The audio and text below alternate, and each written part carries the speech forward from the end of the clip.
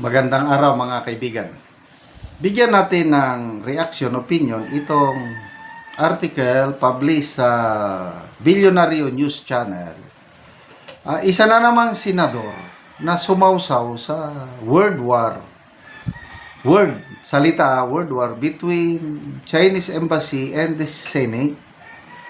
Pagkatapos ni na Kiko Pangilinan, Rizal Tiberos, Tolpo, sabing layas!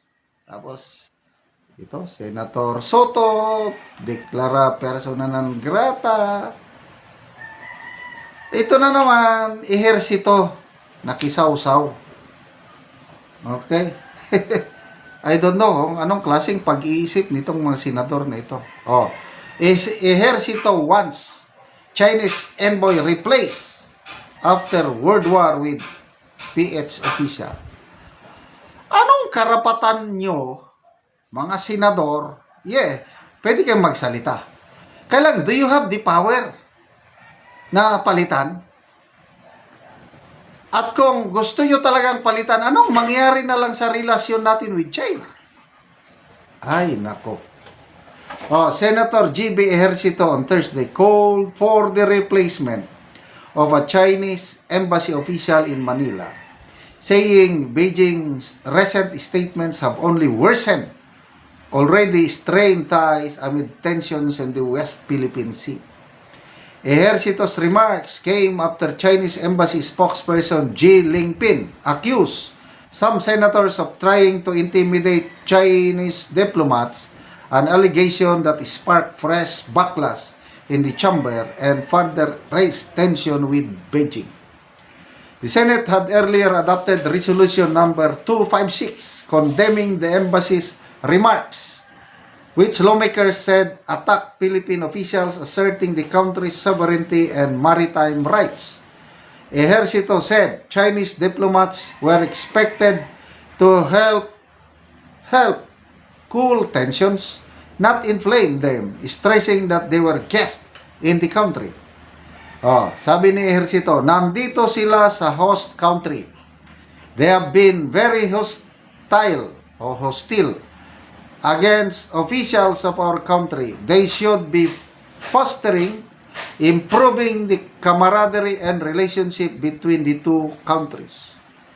But Ejercito argued the embassy's current posture has been the opposite, describing it as unusually combative even though the Chinese ambassador was still new in the post. It's very hostile. So instead of dousing cold water to the fire area, he's adding fuel to the fire. So I think kung mas maganda kung papalitan ng someone who is more diplomatic in dealing with the host country. Suggestion mo yan. Who is the final say kung palitan o hindi? Ikaw ba? Kayo ba sa Senado? Ang presidente ba natin o ang Chinese government?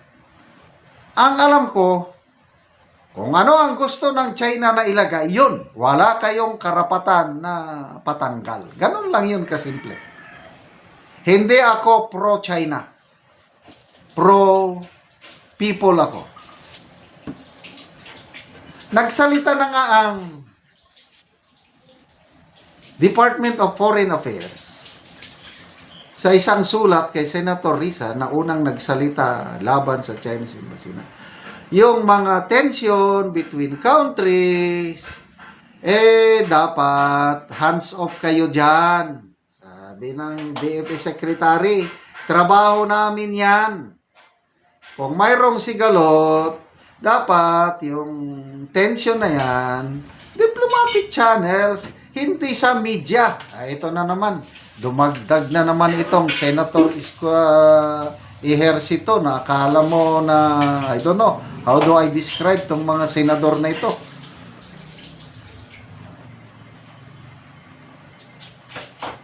Dahil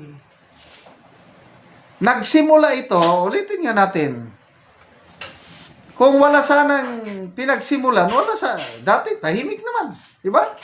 Kailan ba yun? 2024, yung grabing tension na Hindi payagan ng mga Chinese Coast Guard ang ating mga resupply sa BRP Sierra Madre hanggang naputulan ng kamay ang isa sa ating mga sailors. Oh, paano humupa yung tension? Nag-usap lang Chinese embassy officials and DFA officials, nagdialogue hanggang may napagkasunduan, di ba? Humupa na ang tension. Wala na. Peaceful na. Pagdating sa West Philippine Sea, nandun yung problema, kailang wala na masyadong issue.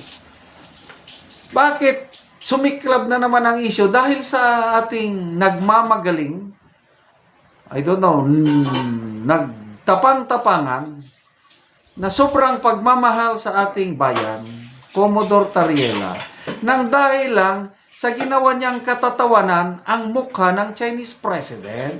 Doon nagsimula, mga Mr. Honorable Senators.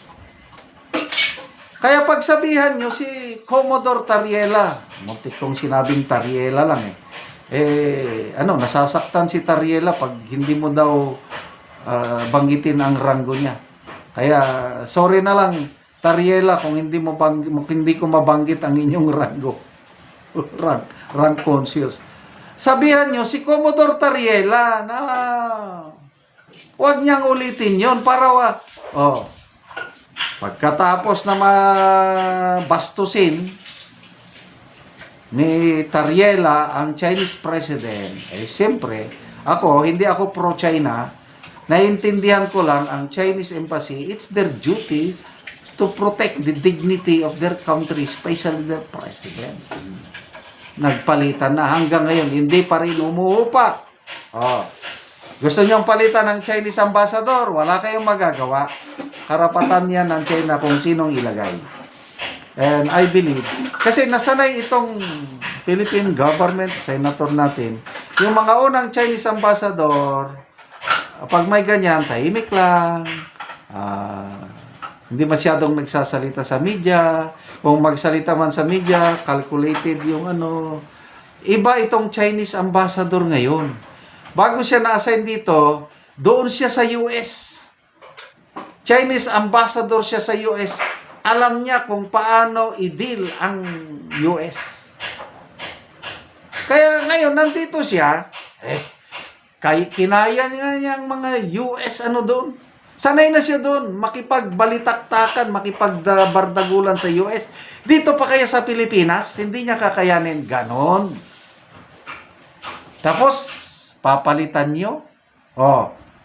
Grabe itong last statement ng Chinese Embassy. Nag-warning.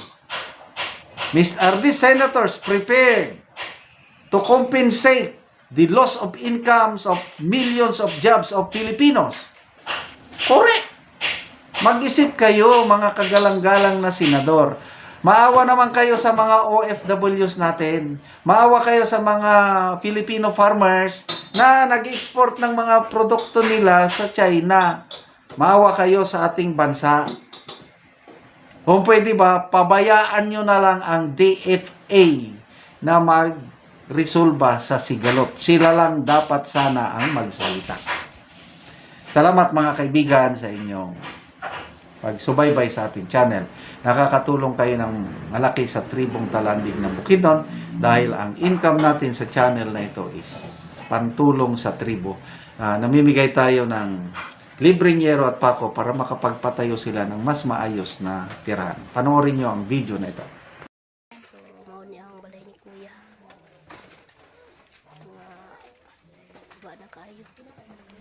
Kawayan lang ang atop. Muna niyang ito ay atop ni Kuya. Galing ko.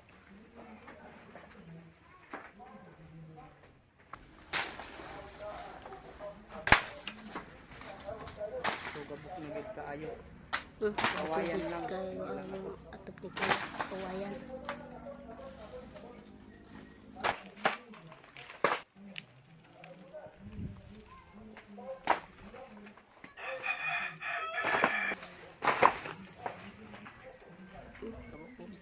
Ng atop nilang Kuya nga kawayan lang.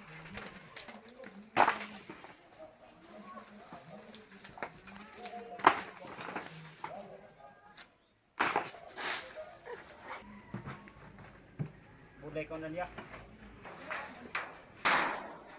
Paano na? Yan na.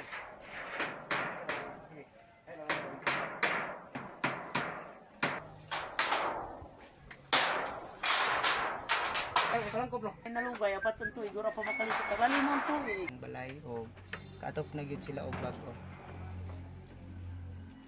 Ni ikagi sa Ginoo sa nag-video Sa nagtanaw sa video o sa naghatag sa mga naghatag sa sin. sin. Salamat sa tanan. Salamat yun. Salamat. Yun among balay nga Nato pa na gyud ang among ato parang kawayan. kawayan nga. Nakuha na gyud ang kawayan nga nagagapok na. Salamat kayo. Oo, sige, salamat po.